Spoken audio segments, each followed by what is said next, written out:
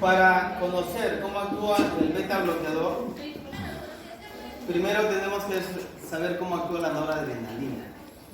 La noradrenalina, cuando se une a su receptor, activa el receptor y produce una contracción cardíaca.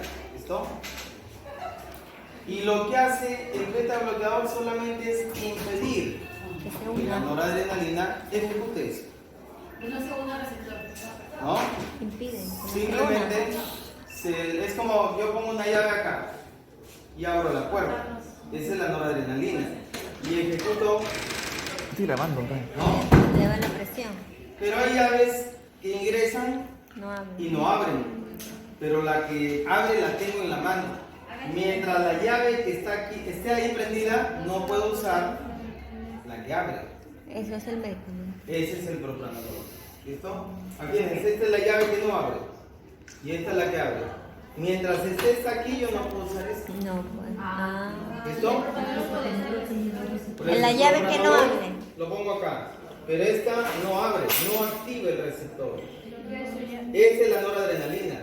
Pero mientras esté el propranolol, no podemos hacer nada. Ya no actúa. Dos llaves no pueden entrar en una a la vez. Así ¿No? es, el mismo receptor, ¿no? Así es. Así es. Bien, entonces veamos. Nosotros. Profesor, ¿me puede repetir esta parte? ¿Cómo? El ejemplo de la llave, quiere. La llave. En la llave, no tengo ninguna llave. Más fácil. No, profesor, no. A ver. ¿Llave? Yo pongo acá la llave. Y con la llave abro. Pongamos que es así, ¿no? Él sí entra el doctor su llave acá. No entra, pero de alguna debe entrar, tampoco. Listo, vamos a imaginar que ingresa. Esta llave, si yo la pongo acá, si es que la abre, es la noradrenalina. Ingresa Correcto. noradrenalina y aumenta la presión. Hay otras llaves, miren, que tienen, es similar, es cuadradita, casi muy similar, pero que va a entrar aquí y no va a abrir, porque la que abre es la original. Entonces, no puede entrar la llave y no puede abrir. Ese es un bloqueador. Acá, ¿quién quiere que le explique? Claro, mejor. Cirugía. ¿Qué es lo que abre la Pero ya nueva? explicamos esta hace un rato. Yo pensaba que bloqueaba. Yo pensaba que bloqueaba. No, es que acá no vamos a No se explicar ve, el mecanismo, no lo vamos a explicar acá. Ubiquen. Entonces, miren, esa es la noradrenalina. ¿Listo? Cuando la noradrenalina se une a su receptor aquí, Aumenta la presión. ¿ya? Cuando se une, este es ¿Qué es? el beta. Beta 1 o beta 2. ¿Ya? Beta 1 o beta 2. Basta que la noradrenalina se une a su receptor. Este receptor está acoplado Proteína C. a una proteína G. Esta proteína G, a su vez, está acoplado con una enzima llamada adenilato ciclasa. Y esta enzima tiene contacto con el citoplasma. Y su única acción es solamente convertir adenosín trifosfato en AMP cíclico. Este AMP cíclico que se está formando se le llama segundo mensajero. ¿Cuál es el primero? Una vez que se forma el AMP cíclico, empieza un proceso de fosforilación de enzimas. ¿Sí? Entonces, acá hay una enzima que va a estar fosforilada. Es como que a un carro que le pongas gasolina, empieza a correr. Y así empieza una serie de secuencias que va a ocurrir, en el cual va a ocurrir lo siguiente. Si esta es la, vamos a poner acá. Acá estaba la membrana.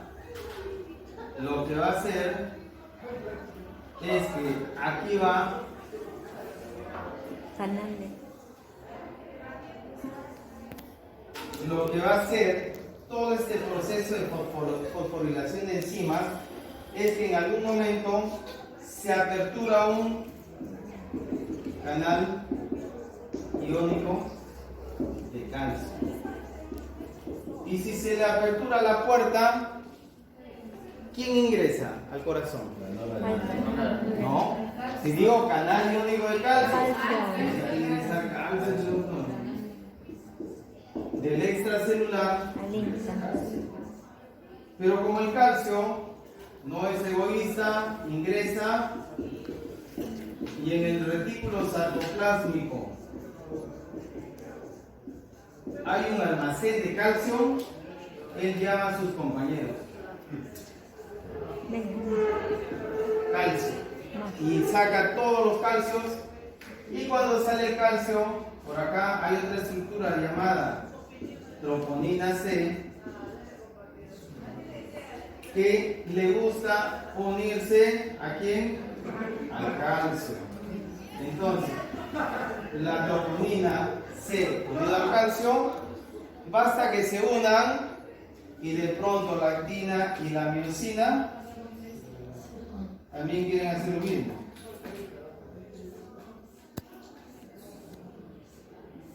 Entonces, acá tenemos actina, tenemos miosina, que basta que vean y de inmediato, ellos se unen, nosotros también. Y nace el amor. ¿Listo? Y empieza un proceso que se llama contracción.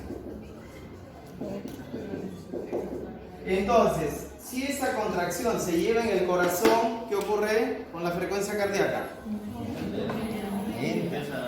¿No? Si pasa en el vaso sanguíneo, vasoconstricción. ¿Listo? Y recuerden que nuestra fórmula es presión arterial igual gasto cardíaco por esto, frecuencia cardíaca igual.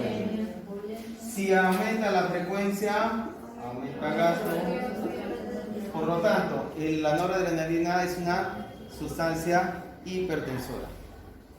Igual, por el lado hemos dicho del vaso sanguíneo, lo lleva a un estado de vasoconstricción. Incrementa la RBP, incrementa la presión arterial. ¿Listo? Eso es lo que hace la noradrenalina y por eso te eleva la presión. ¿Listo? Entonces, hace todo ese trabajo. Ese es un mecanismo de acción. Eso es lo que debemos acostumbrarnos nosotros a desarrollar, profundizar. Sin embargo, por aquí de pronto, como queremos salvar a este paciente y se inventó el propranolol. ¿Y qué hace el propranolol? Cuando el receptor beta mira la noradrenalina y al propranolol, ¿a quién la ve más bonita? ¿No? ¿Cuál le apetece más bonita? ¿El helado o el cono? ¿Cuál será mejor? El helado. Entonces, acá, cuando esto ocurre, esto es lo que hace la noradrenalina. Pero vamos a poner acá otra. Por acá hay otro receptor. Basta que este ingrese. Se una. Y cuando la noradrenalina quiere ingresar también aquí, no puede. Es abusado. ¿Sí? ¿Se dan cuenta? Hasta los receptores son infieles. Mientras está la noradrenalina, bien, pero llega el propranolol y me voy contigo y deja de lado la noradrenalina. Sin embargo, este evento, la noradrenalina al no ingresar, ya no ocurre todo esto. Y si no puede producir contracción, va a producir el efecto contrario. Bien, ese es un mecanismo de acción. Así tenemos que trabajar.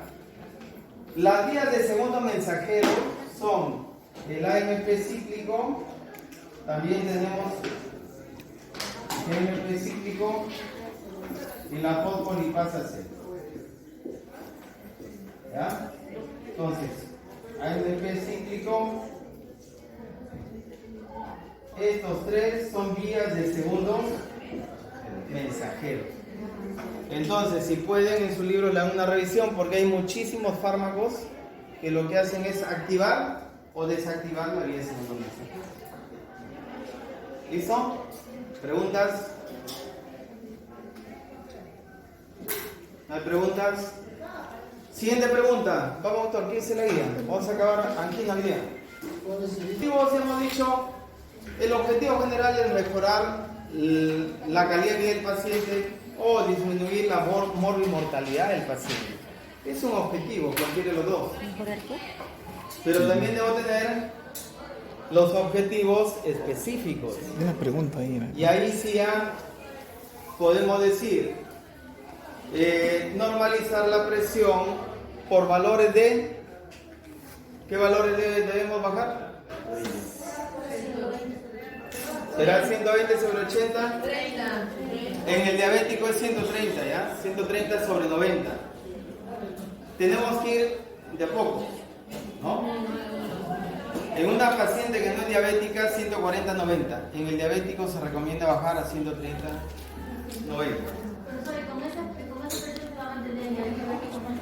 Es que una vez que llegas a 130-90, tu objetivo debe ser bajarlo ahora sí 120-80. ¿Ya? Primero lo llevas al límite normal y de ahí ya bajas a 120-80. Las enfermedades, por si acaso, no tienen por qué ser permanentes. El hecho que te diagnostiquen hipertensión no quiere decir que siempre va a ser hipertensión. El problema es que la gente se lo cree. Y si te lo creíste, lo vas a desarrollar. Le diagnostican diabetes y cree que siempre va a ser... Hay diabetes emocional, está escrito en los libros de medicina interna. ¿Qué quiere decir? Que una emoción fuerte te enfermó. Pero ya pasó la emoción, ¿qué debe ocurrir? Te liberas. Pero hay gente que le diagnosticaron y se queda como diabético toda la vida. Eso hay que evitar. Igual, hipertenso, te detectan, no quiere decir que vas a ser hipertenso toda la vida. Si tú logras bajar tu presión 120-80, te olvidas de los medicamentos, ya es tu vida normal. Igual angina. Claro, la angina igual. No quiere decir que siempre vas a tener angina pectoris. Recuerda que tienes factores de riesgo. Tú eliminas los factores de riesgo y eliminas la enfermedad. ¿O no? ¿Es reversible? Sí. Entonces, nuevamente, es como decir una epilepsia. Y el epiléptico en un momento de su vida deja de tener epilepsia. Entonces, no son enfermedades que no se puedan revertir. ¿Listo? Siguiente pregunta. Perdón, ahí en objetivos pueden poner modificar los estilos de vida saludable en el paciente y ponen lo que corresponda, ¿no? Monitorear la seguridad del tratamiento también para evitar que no haya daño. Objetivos específicos. ¿Listo? Monitorear. La seguridad del tratamiento farmacológico. También, aunque no farmacológico, la seguridad por el fármaco porque te puede producir alguna reacción adversa, ¿no? Pero ahí esa es unas pautas, usted ya lo mejora, ¿no? Siguiente pregunta.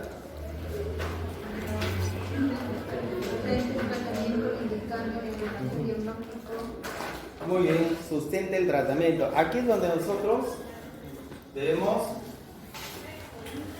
A ver, ¿copiaron esto ya? Sí. ¿Puedo borrar? Miren que la base del tratamiento de la angina, nitratos, metabloqueadores, calcio, antagonistas. ¿Sí? Una foto. Pero el diagnóstico del paciente, además de angina, ¿qué cosa es? Es un diagnóstico. Y el diagnóstico 2 y el diagnóstico 3, tipo 2, tiene 3 diagnósticos. Entonces, si tiene 3 diagnósticos, yo tengo que ver en primer lugar si los medicamentos tienen coherencia con los diagnósticos que corresponden. ¿Listo? Entonces, para ello, veamos, ahora sí. ¿Todavía están copiando o se puede borrar? Sí, puede borrar. ¿Sí? Sí, el Todo.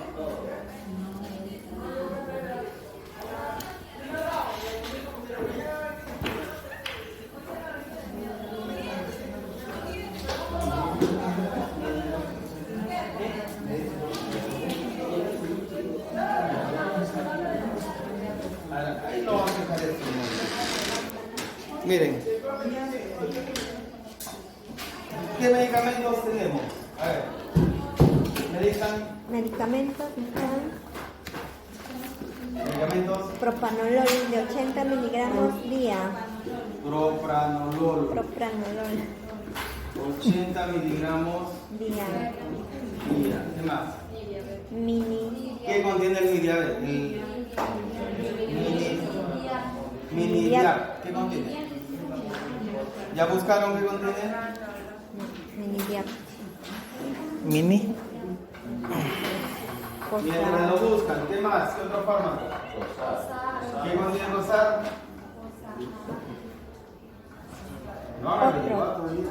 Tilacem. Losartán. Dosis. No, no dice dos. ¿Qué más? ¿Qué contiene Tilacem. Tilacem? ¿Qué más? El nichotrate. ¿Qué contiene?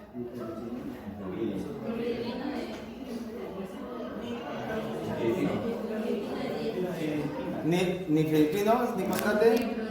¿Seguro o están adivinando? Están adivinando. Nada de adivinanza, doctora. Eso no es, estamos en fármacos. Ya, mientras lo buscan, ¿qué más? Atorvastatina. Una cápsula mañana. Atorvastatina. ¿Cuál es la dosis? Una cápsula 10 miligramos. Por. Listo. Mañana noche. ¿Listo? Bien, entonces, miren, cuando se trata de sustentar un tratamiento, tenemos que tener criterios. Ya la vez pasada les mencionaba. Primero tenemos que ver que corresponda a su uso clínico. ¿Listo? ¿Qué más? Además de su uso clínico, tenemos que ver si hay interacciones. Tenemos que ver si hay reacciones adversas. Si hay contraindicaciones. Si la dosis es apropiada. Si el intervalo de dosificación. Y recién acá, en este punto digo, a ver, evaluación. Vamos a ver si corresponde o no corresponde. ¿Listo? Para empezar, recuerdan que hemos analizado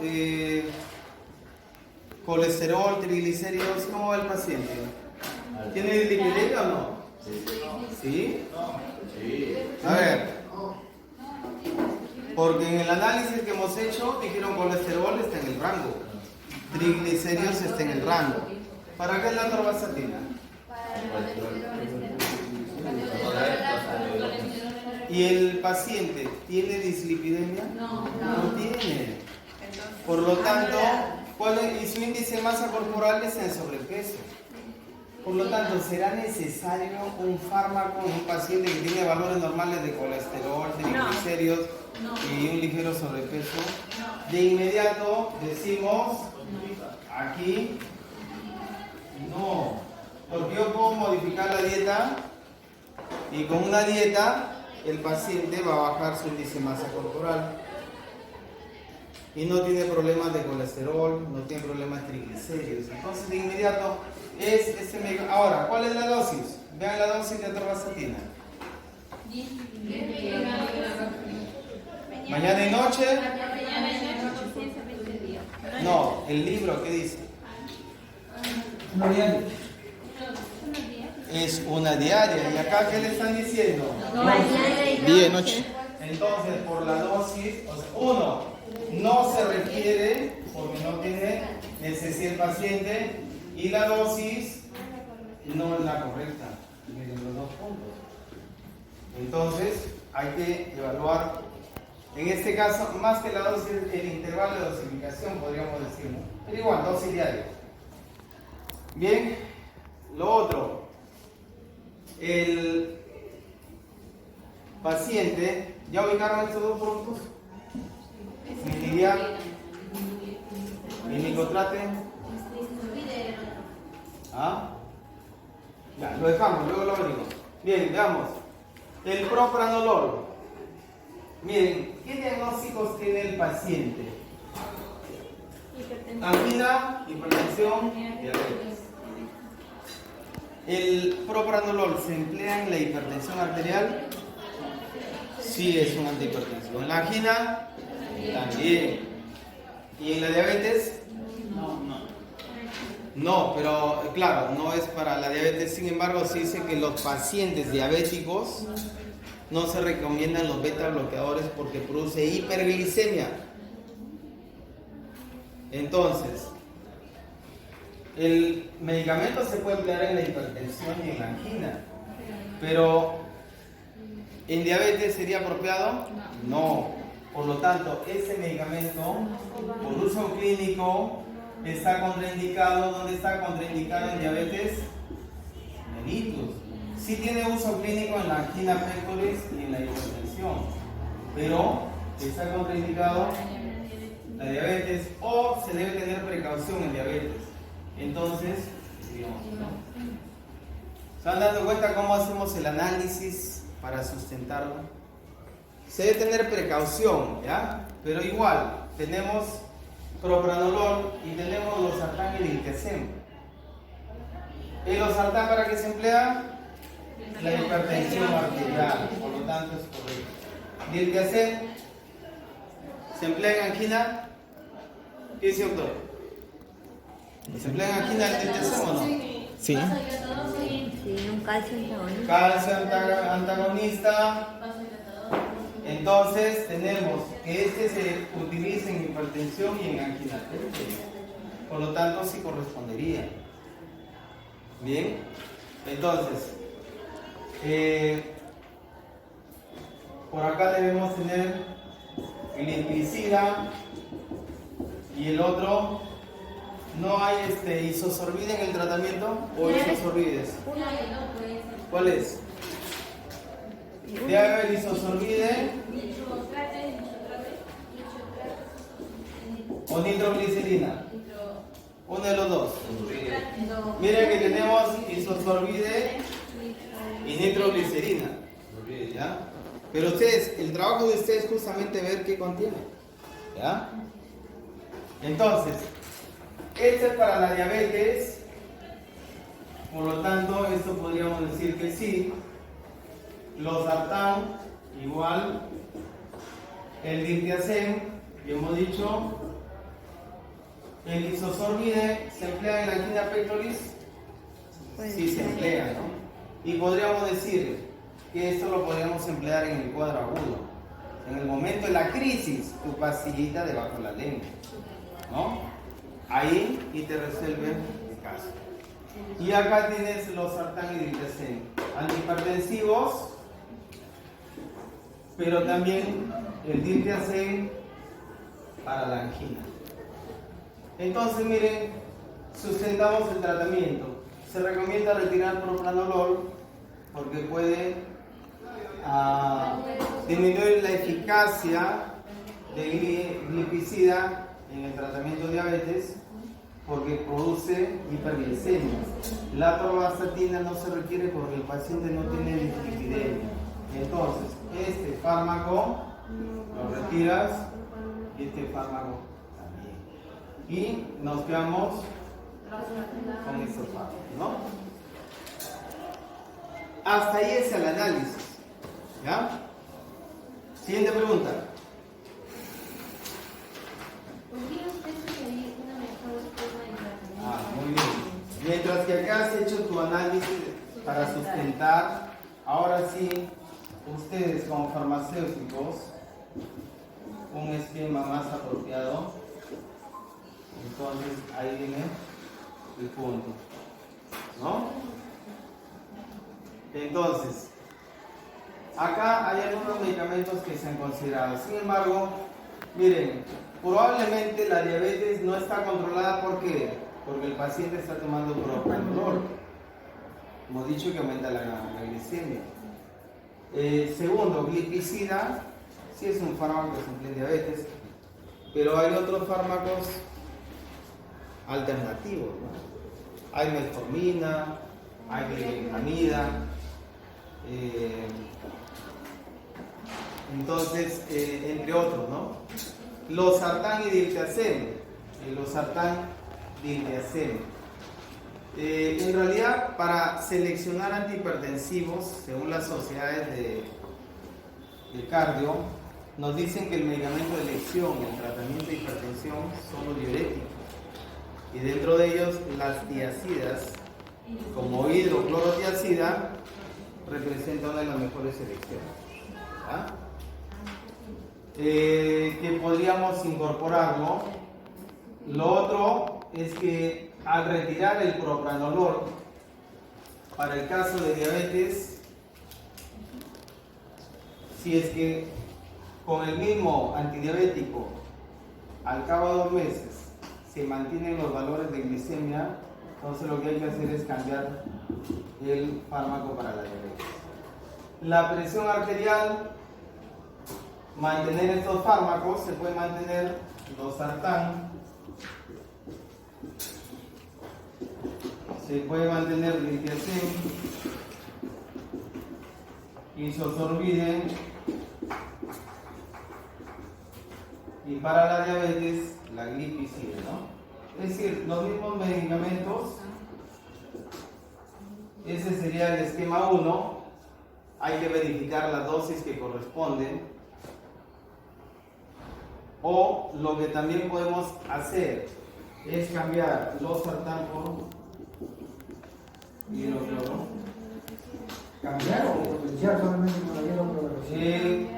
Depende de la decisión. Recuerden que acá no hay una verdad absoluta.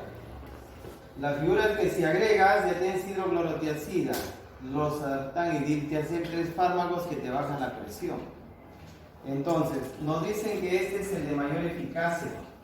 Por lo tanto, por reemplazar a este, diltiazem, isosorbide y glipicida. Lo otro podría ser agregar, pero cuando uno va por pasos es mejor. La evaluación de la eficacia de un tratamiento, por lo menos después de 2 o 3 meses, a la semana no puedes evaluar. ¿Qué más hay que hacer con el paciente? Modificar el estilo de vida. Bajar de peso es importante. Siguiente pregunta. ¿Qué criterios o exámenes se debe tener en cuenta para el monitoreo de la terapia Muy del bien. paciente? ¿Qué exámenes hay que hacerle al paciente ante la siguiente consulta?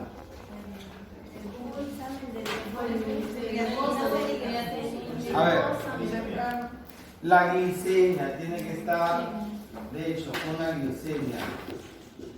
¿Qué más? En ayunas, ¿no? Glicemia en ayunas. ¿Qué más? La creatinina sérica para ver la función renal. Creatinina. También le podemos hacer el boom. Hipertensión, medida de la hipertensión. Podríamos un electrocardiograma, de repente para ver cómo va el corazón, también se puede mencionar aquí, en el paciente, porque el paciente es de riesgo. ¿Qué más? Si voy a implementar hidroclorotiazida, la hidroclorotiazida produce pérdida de potasio, entonces también podría pedir niveles séricos de electrolitos, potasio, sodio, ¿no? Y para ver siempre un perfil lipídico. Perfil lipídico. En el perfil lipídico ahí tienes colesterol, triglicéridos Medidas de la presión, medidas de y la medida de la presión arterial. De hecho, para ver la eficacia del tratamiento, debemos ver medida de presión arterial. ¿Listo? Eso tiene que ser. De esa manera van a evaluar si hay respuesta con el tratamiento o de repente no hay respuesta. Si al cabo de 3 meses aumenta la presión, ¿qué dicen ustedes? No acá está hay que bien el cambiar. tratamiento. Pero si ven que baja, si baja, Sí, está bien el tratamiento. y desde el punto de vista no farmacológico, la meditación te ayuda muchísimo. ¿Ya? Siguiente pregunta. Evaluar las posibles interacciones farmacológicas de los medicamentos tratados Ya. en el tratamiento farmacológico. Ajá, acá hay interacciones, de hecho. ¿No? Para empezar, nada más miren. Tienes. Ahí hay una interacción con este también. De sinergismo. Todos te bajan la presión. Ya tienes interacción 1. 5, siempre propanolol. Luego tienes el propranolol. Hay que ver si hay interacción con este fármaco. ¿No? También.